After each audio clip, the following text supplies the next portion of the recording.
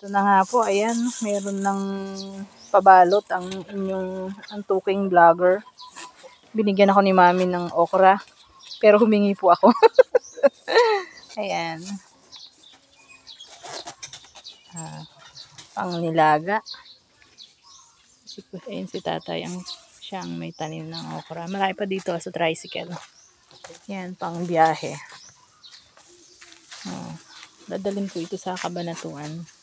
Ayun si Madear Dear. Si Mami. Ayan, bibiyahe. Tinitimbang nila isa-isa. 1 kilo ang per pack. Ay, meron na pong panglaga ang inyong lola.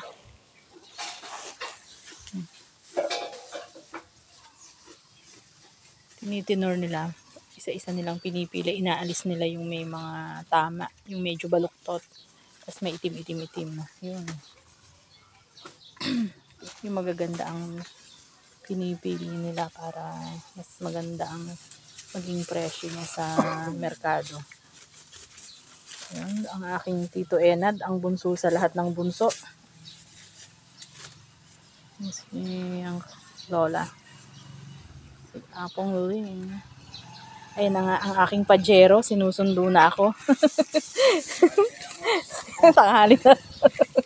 Napagalitan ang inyong lola, vlogger. Sige po, hanggang sa muli.